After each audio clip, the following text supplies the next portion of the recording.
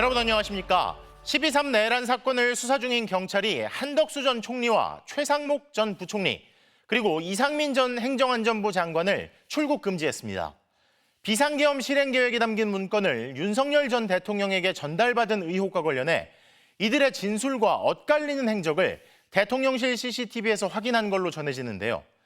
경찰은 특히 한덕수 전 총리가 계엄 문건 전달과 회의 소집에 직접 개입한 게 아닌지 수사하고 있습니다. 첫 소식 강은 기자가 보도합니다. 출국이 금지된 한덕수 전 총리와 최상목 전 경제부총리, 이상민 전 행안부 장관은 모두 내란 혐의 피의자 신분입니다. 이들은 지난해 12월 3일 저녁 8시 40분쯤 대통령실에서 열린 비상계엄 국무회의에 참석했습니다. 그 자리에서 한덕수 전 총리는 계엄 선포문을, 최상목 전 부총리는 비상입법기구 문건을 받았습니다. 이상민 전 장관에겐 언론사 단전단수 지시가 적힌 문건이 준비돼 있었습니다. 이들 3명은 그간 국회와 헌법재판소에 나와 문건을 제대로 보지 않았다고 말해왔습니다.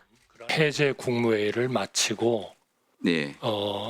그리고 사무실로 출근을 해서 예. 제 양복 뒷주머니에 있는 것을 알았습니다.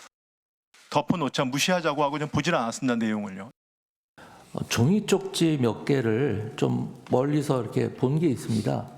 소방청 단전 단수 이런 내용이 적혀져 있었습니다.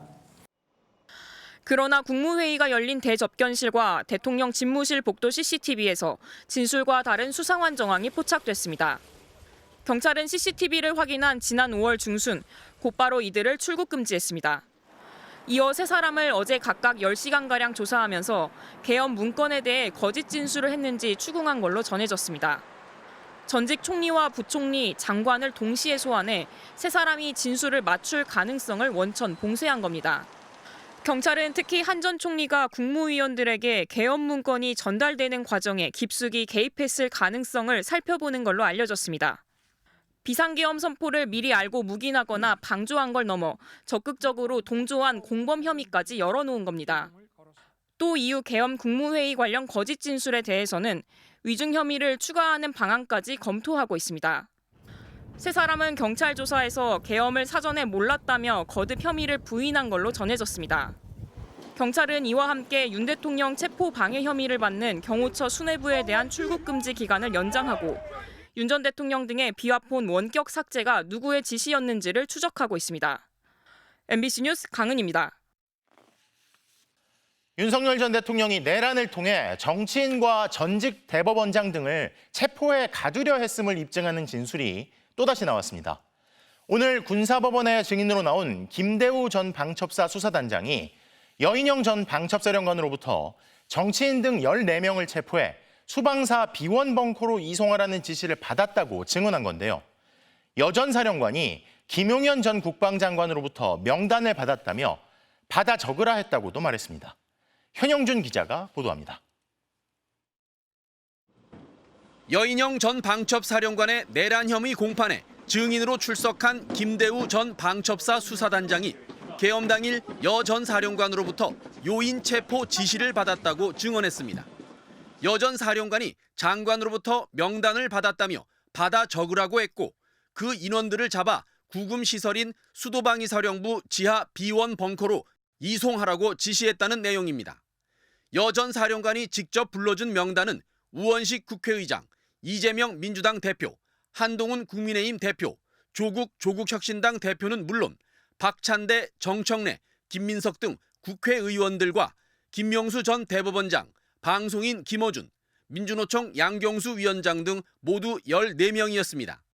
명단을 받아 적은 김대우 수사단장은 이들의 혐의가 무엇이냐고 되물었지만 여인영 전 사령관은 혐의는 모른다고만 대답했습니다. 특히 여 전 사령관은 체포라는 단어를 쓴 적 없다고 주장했지만 김 전 단장은 계엄 선포 시 합수단의 임무는 계엄 사범을 체포하는 것이며 사령관이 잡아서 이송시키라는 말은 체포해서 이송시키라는 의미로 생각했다고 증언했습니다. 또 여인영 전 사령관이 방첩사 대원들에게 출동을 서두르라고 재촉했고 방첩사에 자체 구금시설이 있는지도 물어봤다고 밝혔습니다. 여인영 전 사령관이 체포 명단을 은폐하려고 시도한 정황도 드러났는데 계엄이 해제된 뒤 여 전 사령관이 체포 명단을 없앨 수 있냐고 물었지만 이를 따르지 않았다고 말했습니다. MBC 뉴스 현영준입니다. 어제 윤석열 전 대통령 내란 혐의 재판에서 검찰은 경호처 비화폰 서버 자료 등에 대한 압수수색 영장을 발부해달라고 재판부에 재차 요청했습니다. 비상계엄 이후 반년 가까이 확보하지 못했던 핵심 증거인 만큼 내란 재판에서도 하루빨리 증거로 활용돼야 한다는 지적이 이어지고 있습니다. 유서영 기자입니다. 윤석열 전 대통령 재판 막바지, 검찰과 윤 전 대통령 측이 설전을 벌였습니다. 지난 23일 경호처 비화폰 서버 등에 대한 압수수색 영장을 발부해달라고 요청한 검찰은 법정에서 재차 필요성을 강조했습니다. 검찰은 윤 전 대통령이 공범들과 비화폰으로 연락을 주고받으며 내란을 실행했다면서 공모관계나 구체적 지시 시점 등을 규명하기 위해 경찰이 확보한 자료를 검토해야 한다고 했습니다. 실제로 윤 전 대통령과 김용현 전 국방장관, 계엄군 수뇌부들이 계엄 당시 비화폰으로 소통했다는 증언은 여러 차례 나왔습니다. 대통령께서 비화폰으로 제게 직접 전화를 하셨습니다. 계엄군 사령관들에게 비화폰이 지급된 시점도 검찰이 윤 전 대통령이 계엄을 모의하기 시작했다고 보고 있는 지난해 3월쯤입니다. 이진우 전 수도방위 사령관의 부관은 앞서 검찰 조사에서 이 전 사령관이 2024년 봄쯤 경호처 비화폰을 받았다고 진술했습니다. 즉 모의부터 실행까지 내란의 전 과정을 밝히는데 경찰이 확보한 비화폰 서버 자료 검토는 필수적이라는 게 검찰 입장입니다. 윤 전 대통령 측은 계엄을 위해 비화폰이 보급됐다는 내용은 사실이 아니라고 반박했습니다. 그러면서 계엄을 모의한 것이 왜 내란인지, 계엄과 내란이 동일하다는 것인지를 정확히 말해달라고 검찰에 요청했습니다. 양측의 신경전이 이어지자 재판부는 압수수색 영장 발부와 관련해 변호인도 의견서를 내면 검토하겠다며 다음 기일인 6월 9일 이후로 일단 결정을 미뤘습니다. 경찰이 확보한 비화폰 서버 기록과 CCTV 등 자료는 윤 전 대통령의 특수 공무집행방해 등 혐의에 해당되는 증거라 내란 재판에서 증거로 쓰려면 별도 영장이 필요한 상황. 내란 6개월 만에 전모를 확인할 수 있는 자료를 확보한 데다 경찰도 재판부가 필요하다면 최대한 제출할 거란 입장을 내놨지만 압수수색은 대선 뒤에나 가능하게 됐습니다. MBC 뉴스 유서연입니다. 국민의힘 김문수 후보 캠프가 계엄을 옹호하며 탄핵 반대에 앞장서온 윤상현 의원을 공동선거대책위원장에 임명했습니다. 국민의힘 내부에서조차 파면된 윤 전 대통령을 임명하는 것과 마찬가지라며 선거운동을 중단하겠다는 반발이 쏟아졌습니다. 고재민 기자가 보도합니다. 국민의힘이 공동선거대책위원장에 5선 윤상현 의원을 임명했습니다. 대선을 불과 8일 앞둔 어젯밤 예정에 없던 추가 인선을 발표한 겁니다. 김문수 후보에게 소중한 한 표 한 표 행사함으로써 꼭 대한민국이 법치가 살아 숨쉬고 있다는 것을 한번 보여주십시오. 윤 의원은 윤석열 전 대통령의 계엄 선포를 적극 두둔하고 탄핵 반대에 앞장서 왔습니다. 가장 먼저 길거리로 나서 시위에 합류했고 한남동 관저 앞을 가장 먼저 찾아간 것도 윤 의원이었습니다. 윤석열 대통령을 지키는 것은 결국 대한민국 체제를 지키는 것입니다. 당내에선 반발이 쏟아졌습니다. 조경태 공동선대위원장은 파면된 윤석열 전 대통령을 임명해 선거 포기를 선언한 것과 마찬가지라며 즉각 철회하지 않으면 선거운동을 중단하겠다고 경고했고 양양자 공동선대위원장도 당을 위한 것이냐 윤상현을 위한 것이냐고 비판했습니다. 한 친한계 의원은 한동훈 전 대표가 유세에 동참하자 한 전 대표를 견제하는 동시에 극우 세력을 달래려 한 것이라고 지적했습니다.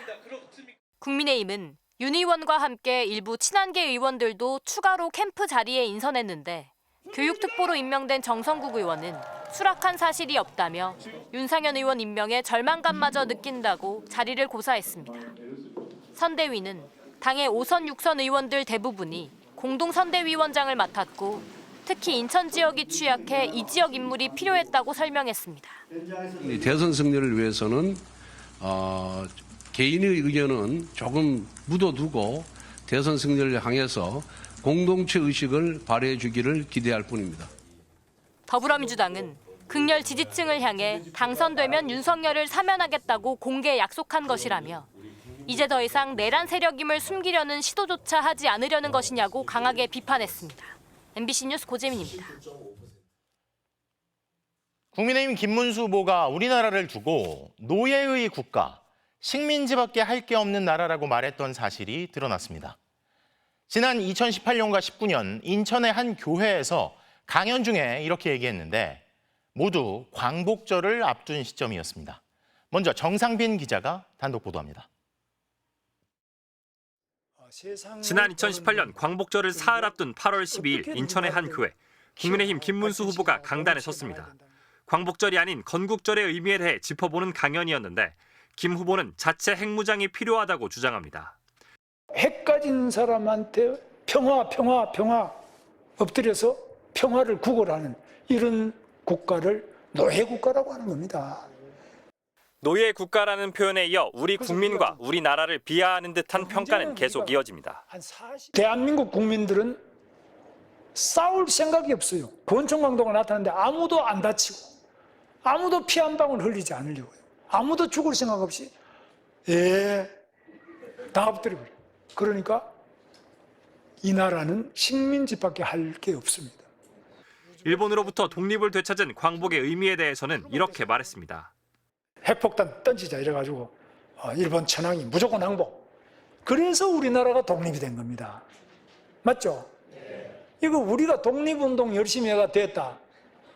그렇게 가르치는 데는 어디 있느냐? 북한의 김일성이 그렇게 가르쳐요.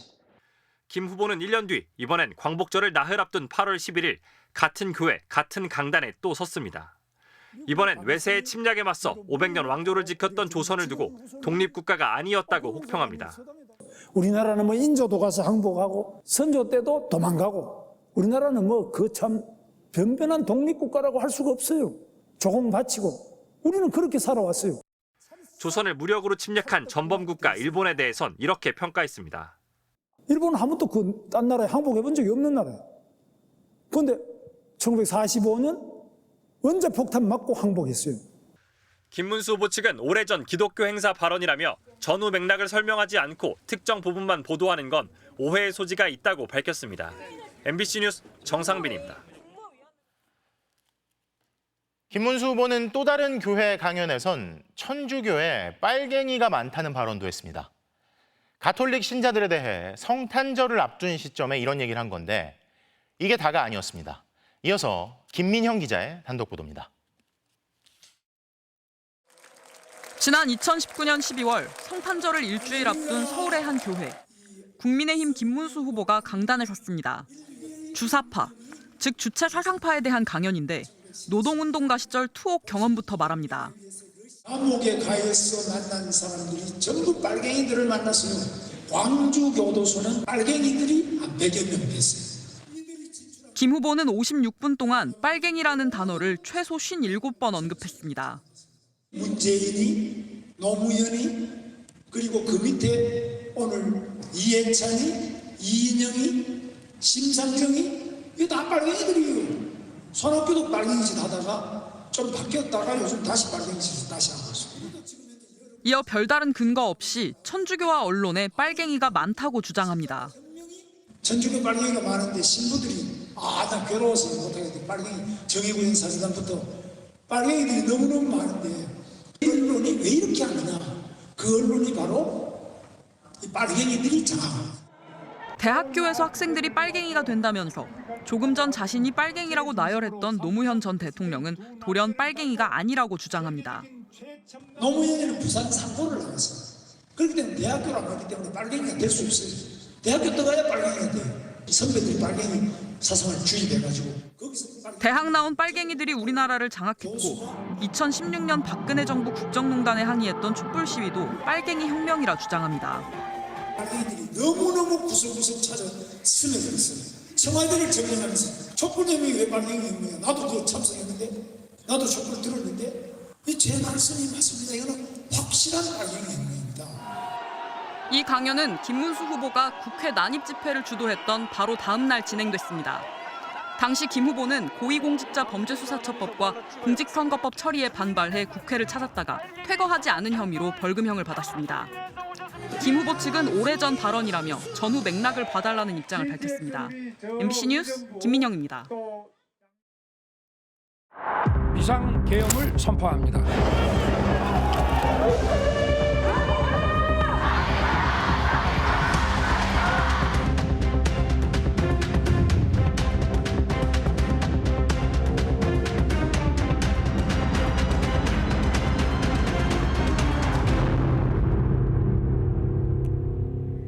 잠시 뒤 저녁 8시부터 이곳 서울 상암동 MBC에서는 21대 대통령 선거를 앞둔 마지막 3차 TV 토론이 진행됩니다. 토론에 참여하는 후보들은 유세 일정을 잠시 중단한 채 마지막 정치 분야 토론 준비에 매진했습니다. 지금 MBC 주변에선 각 후보 지지자들의 응원전도 뜨겁게 펼쳐지고 있는데요. 토론회를 앞둔 현장 분위기 살펴봅니다. 이문현 기자, 후보들은 도착했나요? 네, 조금 전 6시 40분부터 TV 토론에 참여할 대선 후보들이 이곳 MBC 미디어 센터에 속속 도착하고 있습니다. 오후부터 MBC 주변 도로에선 각 후보 지지자들이 방송차와 대형 스피커로 응원전에 나섰습니다. 후보별 선거 로고송과 응원 구호가 종일 울려 퍼졌는데요. 도로에서 상당히 떨어진 이곳에서도 대화가 어려울 정도로 큰 응원 소리가 들려오고 있습니다. 각 후보들은 후보자별 대기실에서 막바지 토론 상황을 점검 중입니다. 토론은 8시에 시작하고 후보자들은 7시 반쯤 토론이 진행되는 스튜디오로 이동할 예정입니다. 후보들의 경호를 위해 MBC 주변에는 이중으로 철제 울타리가 설치됐고 경찰도 곳곳에 배치된 상황입니다. 오늘 마지막 토론 주제는 정치입니다. 이번 조기 대선을 야기한 윤석열 전 대통령의 비상계엄에 대한 평가와 책임은 물론이고 개헌과 외교 안보 정책 등을 놓고 격론이 예상됩니다. 더불어민주당 이재명 후보는 대통령 4년 연임제 개헌과 실용 외교 등 공약을 설명하면서 자신에게 몰릴 공격을 방어하는 데 주력할 것으로 보입니다. 국민의힘 김문수 후보는 당선되면 자신부터 대통령 임기를 3년으로 단축하는 개헌의 차별성, 그리고 국회 권한 축소 등 정치개혁 방안을 내세우며 공세를 펼칠 것으로 예상됩니다. 개혁신당 이준석 후보는 구태정치 청산을 강조하는 동시에 이재명 후보 공세를 예고했고, 민주노동당 권영국 후보는 양당 기득권 정치에 선을 긋는 정치개혁 논의에 집중할 계획이라고 밝혔습니다. 지금까지 MBC 미디어 센터에서 전해드렸습니다. 대통령 선거 본투표를 7일 앞둔 각 캠프들의 마지막 전략도 각각 살펴봅니다. 먼저 더불어민주당 이재명 후보 캠프는 내란 종식을 위한 투표라는 점을 거듭 상기시키고 있습니다. 왜 다시 대선을 치르게 된 건지 기억해야 한다며 내란 세력이 다시 복귀할 수도 있다는 점을 강조하고 나선 건데요. 최근 지지율 격차가 좁혀지긴 했지만 역전될 가능성은 낮다고 보고 남은 기간 돌발 변수를 최대한 줄이겠다는 전략입니다. 이기주 기자입니다. 더불어민주당 이재명 후보는 마지막 TV 토론 준비를 위해 오늘 하루 공개 일정을 갖지 않았습니다. 다만 SNS를 통해 지금은 내란 세력과 내란 비호 동조 세력이 다시 복귀할 것인지 아닌지를 결정하는 중대한 기로라며 지금 이 시점에 대선이 왜 치러지는지를 기억해달라고 호소했습니다. 내란 정당의 내란 후보 윤석열의 지휘하에 대한민국을 다시 혼란과 무질서, 불법 속으로 오늘 TV 토론에선 유능한 정치, 약속을 지키는 정치, 통합과 공정, 상식과 정의가 살아있는 정치의 길을 제시하겠다며 진짜 대한민국을 향한 비전과 진정성을 확인해달라고 밝혔습니다. 민주당 이재명 캠프는 역대 최고치를 기록한 재외국민 투표의 동력을 사전투표로 이어가자며 남기간 지지층 결집을 위한 투표율 끌어올리기에 당력을 집중하기로 했습니다. 이제는 백병전입니다. 우리 진짜 대한민국 선대위는 오늘부터 현장 지원 총력 체제에 돌입합니다. 더 낮고 더 겸손한 자세로. 최근 여론조사 지지율 격차가 좁혀지긴 했지만 대세에 영향을 미칠 정도까지는 아니라는 게 캠프의 자체 판단입니다. 따라서 유세 현장에서 발생할 후보의 돌발 변수를 최대한 줄이고 중도층 자극을 자제하는 방향으로 막판 선거 전략을 준비 중입니다. 여기에 이재명 후보를 향한 막판 네거티브 공세도 극심해질 것으로 보고 허위사실 유포에는 선대위 차원에서 단호하게 대처하기로 했습니다. MBC 뉴스 이기주입니다. 국민의힘 김문수 후보의 막판 투표 전략도 살펴봅니다. 김문수 후보는 다시 한번 민생 경제를 강조하며 경제 대통령에 방점을 찍었습니다. 이낙연 새미래민주당 상임고문과 손잡으며 밖으로는 반 이재명 전선을 확대하고 안으로는 보수 결집을 강화하면서 대역전을 이루겠다는 의지를 내비치고 있습니다. 지윤수 기자입니다. 21대 대선 본투표일을 일주일 앞두고 국민의힘 김문수 후보는 자신이 당선되면 30조 원 민생 추경에 나서겠다고 약속했습니다. 30조 원 민생 추경 논의에 착수하겠습니다. 우리 국익에 큰 영향을 주는 국제경제 현안을 여야 협의를 통해 신속하게 대응하겠습니다. 또 기업인과 소상공인이 함께하는 비상경제 워룸을 설치해 가동하고 곧바로 미국 트럼프 대통령과 통화해 통상 문제 해결에 나서겠다고도 말했습니다. 민생을 해결할 경제 대통령을 내세우면서 반 이재명 세력 결집에 주력했습니다. 더불어민주당 출신인 새미래민주당 이낙연 상임고문과 손을 맞잡고 공동정부 운영까지 예고한 겁니다. 괴물 독재국가 출현을 막고 새로운 희망의 제7공화국을 준비하는데 각자의 방식으로 협력하자는데 원칙적으로 합의했습니다. 안으로 보수 진영 결집도 다지고 있습니다. 김문수 후보는 이명박 전 대통령과 점심 식사 일정을 공개했습니다.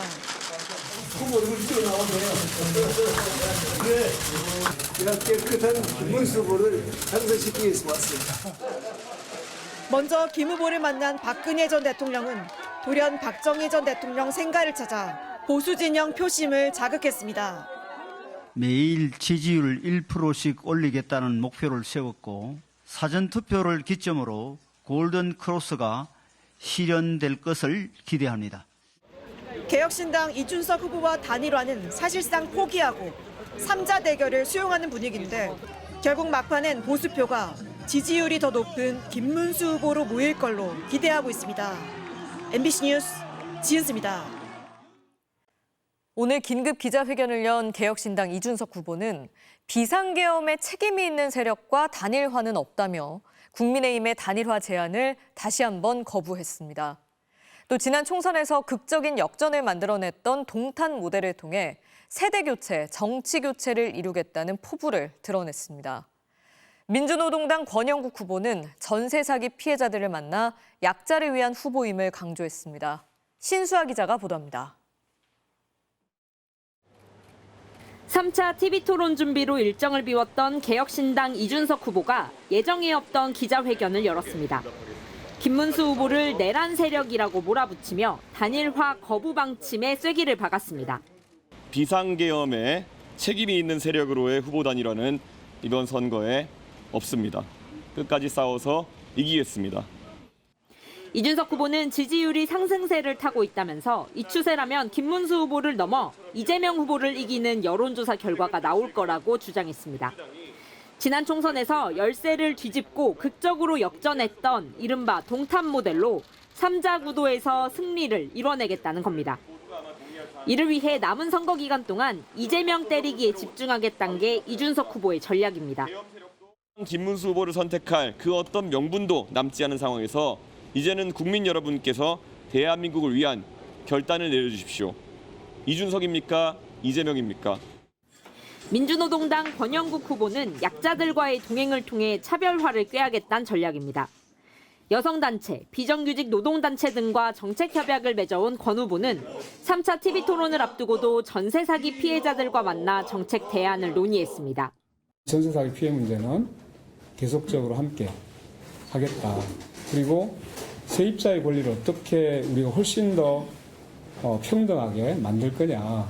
정치인으로서 여러분께 함께 하겠습니다. 네.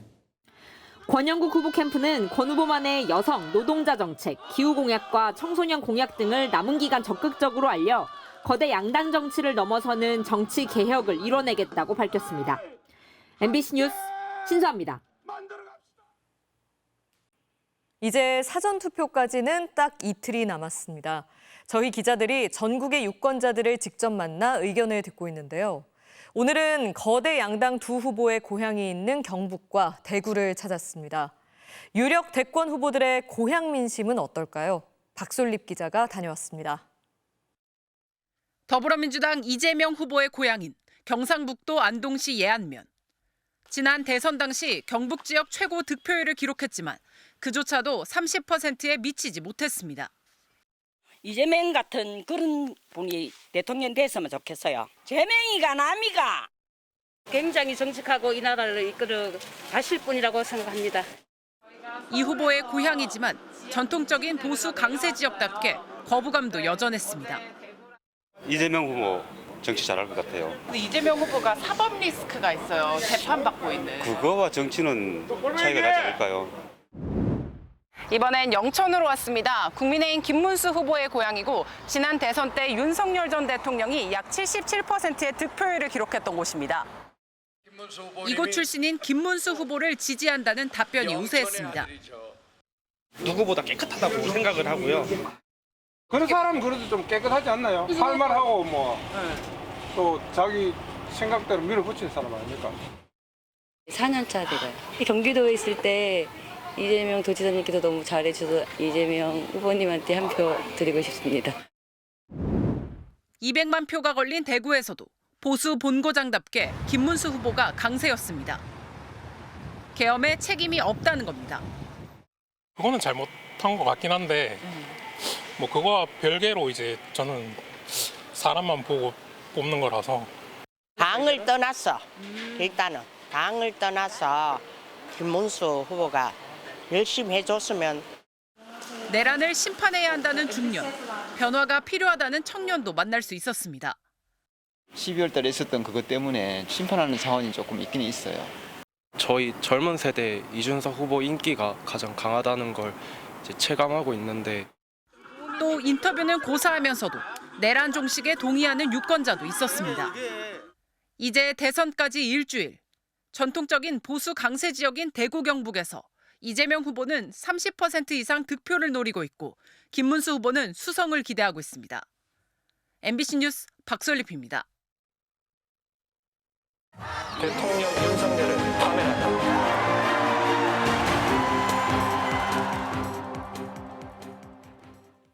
이제 딱 일주일 앞으로 다가온 대선 관련 정치권 이모저모 정치팀 홍익표 기자와 함께 살펴보겠습니다. 자, 홍 기자, 첫 번째 소식 한번 볼까요? 한동훈 전 대표가 어디에 등장했고 누가 이런 말을 한 건가요? 네, 그동안 김문수 후보와 따로 유세를 벌이던 국민의힘 한동훈 전 대표가 처음으로 김 후보와 함께 유세 현장에 동행했는데요. 그 현장에서 있었던 일입니다. 그 모습부터 먼저 보시겠습니다. 공적으로 확대해서 과외 없이도 아이들 안전하고 공부 잘할 수 있도록 확실히 뒷받침하겠습니다.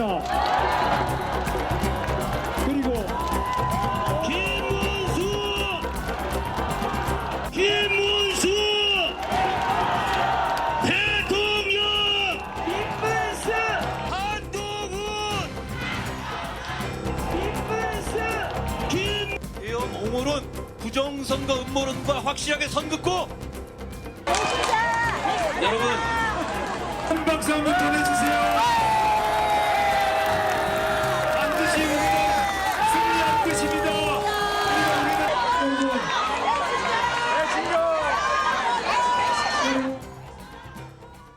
네, 이재명 후보를 비난하며 김문수 후보 지지를 호소하는 대목에선 환호성도 나왔지만 비상계엄과 친윤계를 비판하자 야유와 비난이 쏟아졌습니다. 또 한 전 대표는 중도 표심을 얻으려면 부정선거로는 물론 윤석열, 김건희 부부와 절연해야 한다고 얘기하고 있는데요. 이걸 두고 당내 친윤계는 차기 당권을 먹으려는 속내라고 견제하고 있습니다. 자, 두 번째 소식 이어서 바로 보겠습니다. 이러는 건 범죄예요. 이게 더불어민주당 박주민 의원이 한 말 같은데 어제 이 대구 유세 현장이죠. 영상이 굉장히 충격적이더라고요. 네, 그렇습니다. 어제 민주당의 대구 유세 현장에서 박주민 의원이 항의하면서 한 말인데 누구에게 왜 항의했는지 먼저 들어보시죠. 왜 그러냐 그랬더니 여러분 이렇게 하는 건 범죄예요. 여러분 이렇게 하는 건 범죄예요. 여러분 이렇게 하는 건 범죄야.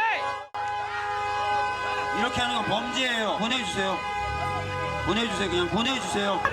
저렇게 하는 게 진짜 민주시민 맞습니까? 문제예요. 현장에선 선거운동원 4명이 다쳤고요. 경찰은 2시간 만에 20대 차량 운전자를 체포했습니다. 앞서 일주일 전 경기도 성남에선 한 40대 남성이 국민의힘 김문수 후보 선거운동원들을 폭행했다가 결국 구속됐습니다. 자, 민주주의에 꽂힌 선거인데 차로 저렇게 사람을 다음 소식도 계속 이어서 보죠. 네. 자, 이낙연 전 총리 그리고 사쿠라 이게 일본어 표현인데 흔히 뭐 가짜, 변절자 뭐 이런 뜻으로 쓰이는 말이잖아요. 네, 그렇습니다. 네, 문재인 정부 때 국무총리를 지냈던 이낙연 전 총리가 돌연 국민의힘 김문수 후보를 지지하고 나선 건데 네. 사쿠라라는 격한 표현이 등장했습니다. 네. 누구의 비판인지 함께 들어보시죠. 김문수 후보와 저는 괴물 독재국가 출현을 막고 두 사람의 결합은 변절자들의 야합이자 사쿠라들의 야합이자 긍정적 비전 없는 네거티브들의 야합이다. 그래도 설마 했는데 결국 선을 넘었습니다. 이낙연 김문수 연대는 가서는 안 될 길입니다. 네, 지난 2000년 정치부 기자 시절 DJ의 권유로 정계에 입문한 이낙연 전 총리는 진보 진영에서 5선 국회의원과 국무총리까지 지냈죠. 민주당 내에선 아무리 탈당했다지만 어떻게 내란 세력과 손을 잡느냐고 불쾌하다는 분위기가 역력하고 다른 당들도 쓴소리를 내놓고 있는데요. 네. 특히 김대중 정부, 문재인 정부에서 함께 일했던 인사들은 스스로의 삶을 부정했다. 과거와 현재 미래를 송두리째 불태웠다며 그의 행보를 혹평했습니다. 스스로의 삶을 부정했다. 자, 정치팀 홍익표 기자 잘 들었습니다.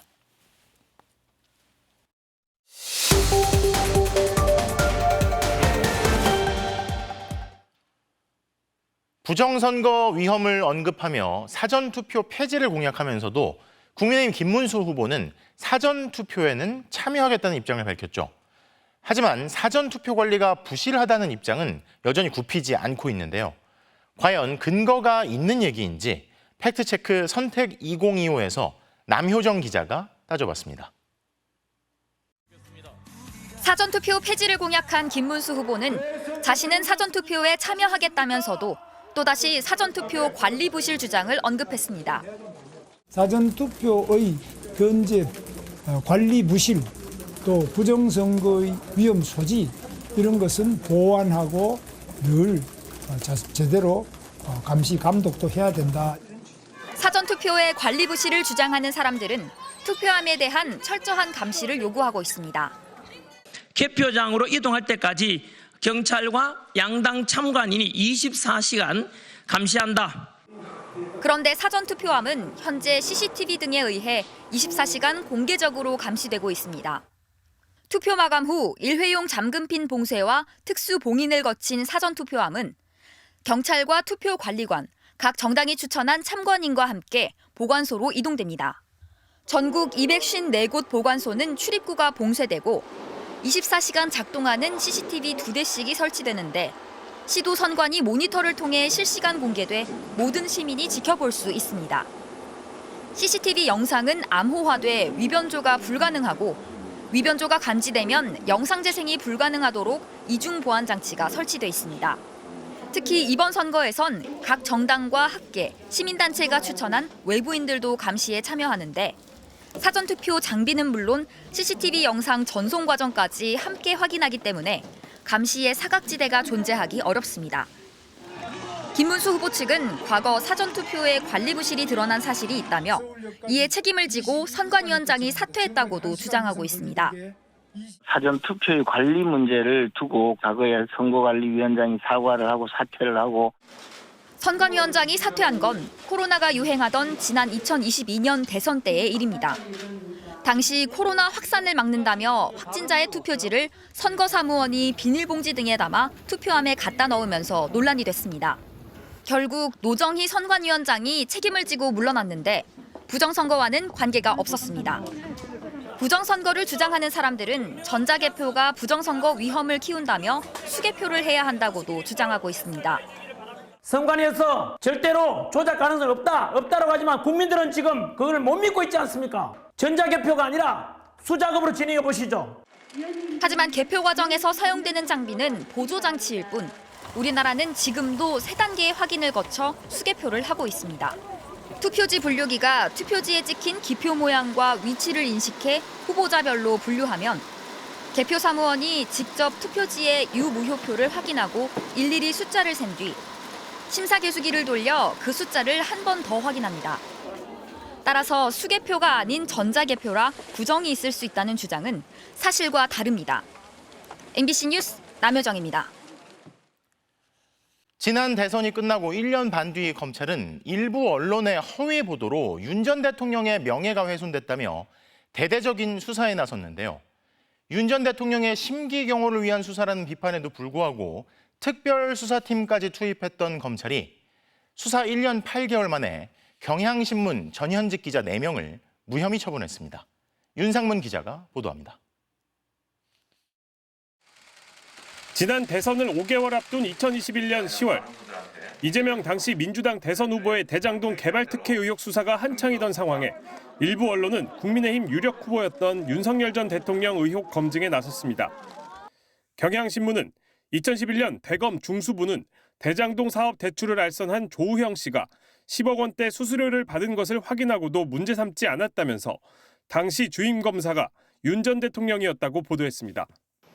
당시 대장동 사업을 추진했던 시행업자 이강길 씨의 발언이 근거였습니다. 이후 비슷한 내용의 보도는 이어졌습니다. 2022년 3월 뉴스타파는 윤석열 검사가 부산저축은행 수사를 하며 대장동 대출 알선업자를 봐줬다는 김만배, 신학림 씨의 인터뷰를 보도했습니다. 검찰은 윤 전 대통령의 명예를 훼손했다며 2023년 9월 검사 10여 명을 투입해 대선 개입 여론조작 사건 특별수사팀을 구성했습니다. 처음엔 뉴스타파의 해당 보도 등을 겨냥했지만 이후 6개월 전으로 거슬러 올라가 경향신문 보도 등으로 수사를 확대했습니다. 검찰은 당시 경향신문은 보도 내용이 사실과 다르다는 걸 인식하고도 취재 자료 등을 왜곡한 정황이 드러났다고 했고 기자의 집을 압수수색하기도 했습니다. 대통령 심기를 호위하기 위해 언론 자유를 침해했다는 비판에도 아랑곳하지 않았던 검찰이 수사 1년 8개월 만에 내놓은 결론은 무혐의였습니다. 검찰은 경향신문 전현직 기자 4명의 20대 대선 관련 명예훼손 혐의에 대해 증거 불충분으로 불기소 처분했다고 짧게 공지했습니다. 검찰 관계자는 보도가 사실관계와 다른 건 맞지만 허위성에 대한 인식이나 명예훼손의 고의를 인정하기 어렵다면서 검증 차원의 보도였다는 점을 고려했다고 무혐의 처분 이유를 댔습니다. 대통령 후보 검증 보도를 문제 삼아 언론인을 강제 수사하는 등 언론 자유를 극도로 위축시킨 데 대한 사과나 유감 표명은 없었습니다. 경향신문은 검찰 발표 이후 입장문에서 검찰이 예단을 갖고 무리하게 수사했다는 결론이라며 무리한 수사를 누가 지시했는지 반드시 밝혀져야 할 것이라고 밝혔습니다. MBC 뉴스 윤상문입니다. 서울과 부산, 울산 등의 시내버스 노조가 예고한 동시 총파업이 하루 앞으로 다가왔습니다. 하지만 통상임금 등 주요 쟁점을 두고 노사가 입장차를 좁히지 못하고 있는데요. 서울 시내버스 노사의 막판 협상이 진행 중인 서울지방노동위원회로 가보겠습니다. 정한솔 기자, 지금 버스 총파업이 불가피한 상황입니까? 아직은 조심스럽습니다만 협상이 타결됐다는 소식은 들려오지 않고 있습니다. 밤 늦게까지 대화와 협상을 계속하겠다는 원칙은 다르지 않지만 통상임금과 같은 쟁점 하나하나마다 좀처럼 입장 차이를 좁히지 못하고 있습니다. 오후 3시에 시작된 비공개 협상이 4시간 넘게 이어지고 있는데 노사 모두 기존 입장에서 물러서지 않고 완강한 분위기인 것으로 전해지고 있습니다. 노조 측은 기본급 8.2% 인상과 함께 지난해 대법원 판결대로 정기 상여금도 통상임금에 포함시켜야 한다고 요구합니다. 통상임금은 휴일 근로수당, 실업급여 등 법정 수당을 산정하는 기준이 되는데요. 사측은 노조 측 요구를 모두 받아들이면 사실상 임금이 25%가량 높아지는 거라며 지급 여력이 없다고 주장합니다. 버스 준공영제를 운영하는 서울시도 인건비 부담이 크다며 반대하고 있습니다. 한국노총 소속 서울 시내버스 노조는 이대로 결렬되면 내일 첫 차부터 파업에 돌입할 예정인데 소수인 민주노총 버스노조도 동참하겠다고 예고했습니다. 서울시는 이번 파업이 최소 사흘 이상으로 길어질 수 있다고 보고 지하철 하루 운행을 173회 늘리고 막차 시간도 새벽 2시로 연장하는 비상대책을 수립했습니다. 주요 거점에서 지하철역을 연결하는 무료 셔틀버스도 투입될 예정입니다. 서울은 물론 부산과 울산, 창원의 시내버스 노조도 각각 협상이 결렬되면 동시 총파업에 나설 방침입니다. 다만 인천과 경기 지역 버스 노조는 다음 달 11일까지 협상을 이어가기로 하고 일단 총파업 참여는 보류하기로 했습니다. 지금까지 서울지방노동위원회에서 MBC 뉴스 정한솔입니다. 제주의 중학교에서 숨진 교사에 대해 참된 스승을 잃었다며 애도하는 제자들의 추모가 이어지고 있습니다. 2년 전 서희초 교사 사망 사건 이후 교권 보호를 위한 대책이 마련됐지만 학교 현장은 달라지지 않았다는 지적이 나옵니다. 이따금 기자가 보도합니다. 학생들과 어깨동무를 하고 걸어가는 선생님. 운동장에서는 함께 공을 차고 교실에서는 학생들과 모여 같이 환호합니다. 지난 22일 제주의 한 중학교에서 숨진 40대 교사의 영상으로 2년 전 제자들이 직접 만들었습니다. 학생들과 스스럼 없이 지냈던 선생님의 안타까운 소식에 졸업생 등 제자 50명이 편지를 써서 온라인 추모관에 올렸습니다. 때로는 친구 같고 때로는 아버지 같은 따뜻함을 지녔던 선생님. 제자들은 선생님의 힘든 시간을 알아채지 못했다며 안타까움을 털어놨습니다. 그 선생님과 말 한마디 안 나눠봤던 그런 학생이 없을 정도로 학생들에게 진심으로 다가가줬던 선생님이었기에 저는 이렇게 애들이 많은 글들을 자발적으로 모였다고 생각합니다. 지난 2023년 서희초 교사 사망 사건 이후 교육부는 교권 회복을 위한 방안으로 교사가 직접 민원에 대응하지 않도록 학교마다 민원 대응팀을 만들도록 했습니다. 그러나 이번에 숨진 교사는 개인 휴대전화로 학생 보호자의 민원 전화를 수차례 받아왔던 것으로 드러났습니다. 세계 어느 곳을 가도요, 교사 개인 전화로 이렇게 민원을 다 온전히 받아내는 구조는 잘 보기 힘듭니다. 학교 측은 교장과 교감, 행정실장 등으로 구성된 민원 대응팀이 있지만 선생님의 개인 번호로 학부모나 학생과 통화하는 것까지 막지는 못한다며 학생 보호자가 교사의 휴대전화로 수차례 민원을 제기한 사실은 알지 못했다고 설명했습니다. 제주도교육청은 추가 피해를 막기 위해 다른 교사와 학생들의 정서 지원을 돕는 한편 경찰 수사 결과가 나오는 대로 교권 침해 여부를 판단한다는 방침입니다. 안타까운 죽음이 반복되고 있지만 학교 현장은 여전히 제자리라는 지적이 이어지고 있습니다. MBC 뉴스 이따금입니다. 어머니 사망 신고를 했는데 갑자기 내 신용카드가 정지되고 계좌이체도 막혀버렸다면 얼마나 황당할까요? 알고 보니 공무원이 실수로 신고를 하러 온 아들을 사망자로 잘못 등록하면서 벌어진 일이었습니다. 변예주 기자가 보도합니다. 지난 7일 50대 남성은 어머니 사망 신고를 위해 경산시 하양읍 행정복지센터를 찾았습니다. 이후 2주간 신용카드를 쓸 수도 계좌이체도 할 수 없었습니다. 담당 공무원의 실수 때문이었습니다. 전산에 정보를 입력하던 공무원이 어머니가 아닌 아들을 사망자로 처리한 겁니다. 사망 사실이 관계기관에 통보돼 사망자와 같이 금융거래가 중단되고 건강보험 자격을 잃었습니다. 경산시 하양읍은 이 사실을 모르고 있다가 열흘이 지나서야 국민연금관리공단에 연락을 받고 부랴부랴 수습에 나섰습니다. 지난달 22일 공단이 남성의 연금 수급이 정지됐는데 숨진 게 맞는지 확인해달라고 요청한 겁니다. 하양읍 관계자는 피해자 어머니를 사망자로 처리하고 피해를 본 남성에게 사과했다고 밝혔습니다. 또 관계기관에 공문을 보내 금융거래 제한 등 모든 문제를 해결했다고 해명했습니다. 하지만 담당자 징계와 같은 책임은 고려하지 않고 있다고 덧붙였습니다. 감사기능이 가동을 해가 경각심을 줘야 될 거 아닙니까? 외부에서 알면 안 된다고 이제 전부 시시해가고 듣고 감사 징계도 하나 없이. 공무원의 업무상 과실로 손해를 보게 됐다면 한국지방재정공제회를 통해 피해를 배상받을 수 있습니다. MBC 뉴스 변예주입니다. 연말 연초에 주춤하는가 싶던 가계대출이 빠르게 불어나고 있습니다. 오는 7월부터 대출 한도가 줄어드는 데다 앞으로 금리가 내려갈 거라는 기대감도 커지고 있는데 그 전에 대출을 받으려는 수요가 몰리는 것으로 해석됩니다. 박소희 기자가 취재했습니다. 재건축 추진단지가 밀집한 서울 목동. 최근 아파트 매수 문의가 늘고 있습니다. 산 달려드는 건 있죠. 매매 상담이 들어오고 집 보고 싶다는 게 이런 게 확연히 드러나죠. 서울의 아파트 매매가 상승률은 지난주 0.13%로 전주보다 상승폭이 커졌습니다. 그런데 인기 거래 지역은 대개 토지거래 허가구역이어서 전세를 낀 채로 구입하는 게 불가능합니다. 대출 수요가 커질 수밖에 없습니다.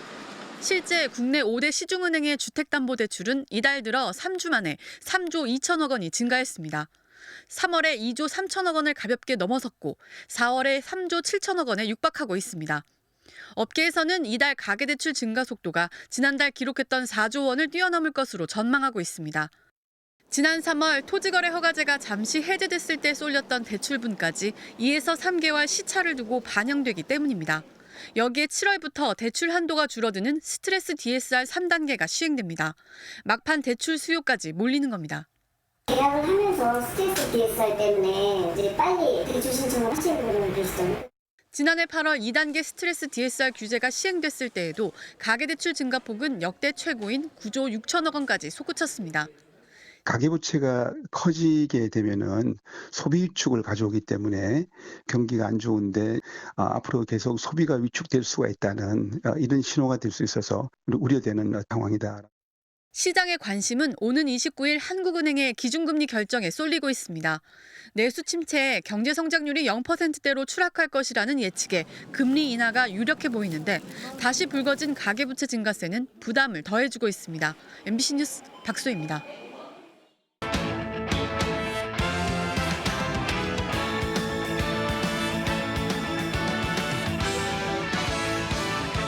화요일 밤 스포츠 뉴스입니다. 템파베이의 김하성 선수가 어깨 부상 이후 처음으로 실전을 치렀는데요. 안타의 도루까지 건강한 김하성의 모습 그대로였습니다. 박자영 기자입니다. 지난해 8월 어깨 수술로 시즌을 마감한 뒤 올 시즌을 앞두고 템파베이와 계약한 김하성. 긴 재활을 마치고 드디어 트리플 A 경기에 나섰습니다. Kim Ha-sung's first plate appearance in the Rays organization. 김하성은 첫 타석부터 직구를 받아쳐 깨끗한 안타를 만들었습니다. 3회엔 몸에 맞는 공을 기록했는데 다행히 별다른 부상은 없었습니다. 5회에도 직구를 공략해 두 번째 안타를 때리면서 무리 없는 타격 능력을 선보였습니다. 그리고 2루 도루까지 성공해 주루에도 지장이 없음을 입증했습니다. 김하성은 7회 타석에서 대타로 교체되면서 임무를 마쳤습니다. 템파베이 구단은 김하성을 몇 차례 지명 타자로 출전시킨 뒤 송구의 부담이 적은 이루수를 거쳐 유격수까지 여유 있게 적응하도록 한 이후 다음 달 초 빅리그에 합류시킬 계획입니다. 샌프란시스코 이정우는 7경기 연속 안타를 이어갔습니다. 1회 첫 타석에서 150km의 빠른 공을 안타로 연결했고 6회엔 떨어지는 변화구를 기술적인 타격으로 받아쳐 멀티 히트를 작성했습니다. MBC 뉴스 박재웅입니다. 유로파리그 우승으로 무관의 한을 푼 손흥민 선수가 귀국했습니다. 유난히 힘들었던 시즌 힘이 돼준 팬들을 위해 우승 메달도 공개했습니다. 어제 브라이턴전을 마지막으로 올 시즌 일정을 끝낸 손흥민. 어느 때보다 밝은 얼굴로 귀국했습니다. 입국장까지 나온 많은 팬들의 환호가 이어졌고 손흥민은 꽃다발과 편지 등 선물까지 준비한 팬들에게 감사함을 표한 뒤 별도 인터뷰 없이 공항을 빠져나갔습니다. 차량에 탑승했다가 갑자기 내려서 유로파리그 우승 메달도 보여줬는데요. 팬들의 요청도 기분 좋게 받아주네요. 손흥민은 잠시 휴식을 가진 뒤 다음 달 2일 대표팀에 합류해 이라크 원정을 떠납니다. 내년 아시안게임과 3년 뒤 LA 올림픽에 나설 22세 이하 축구대표팀의 신임 사령탑에 이민성 전 대전 감독이 선임됐습니다. 한국 축구사의 명장면이죠. 28년 전 이른바 후지산을 무너뜨린 도쿄대첩의 주인공이었던 이민성 감독. 내년 일본 나고야에서 열리는 아시안게임 축구대표팀 감독에 선임됐습니다. 이 감독은 지난 2018년 아시안게임에서 수석 코치로 금메달에 힘을 보탰고 2020년부터 대전 감독을 맡아 일부 리그 승격을 지휘하기도 했는데요. 축구협회는 이 감독의 성과와 경험을 높이 평가했다고 선임 배경을 밝혔습니다. LA 올림픽까지 지휘봉을 잡게 된 이 감독은 다음 달 5일 호주와의 평가전에서 감독 데뷔전을 치릅니다.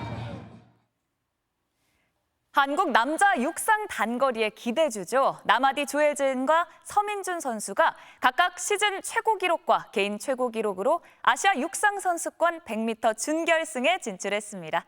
화요일 밤 스포츠 뉴스였습니다.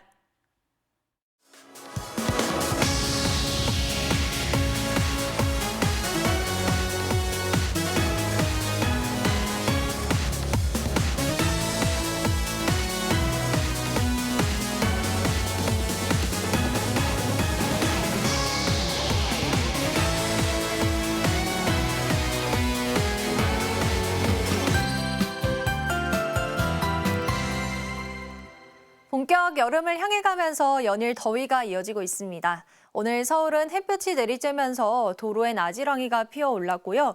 시민들은 물놀이를 즐기기도 했고요. 그늘을 찾아서 휴식을 취하곤 했습니다. 특히 서쪽 지역은 오존 농도가 높게 나타났는데요. 서울은 올해 첫 오존주의보가 내려졌습니다. 내일도 전국적으로 오존 농도가 높게 나타나겠고요. 초여름 더위가 이어지겠습니다.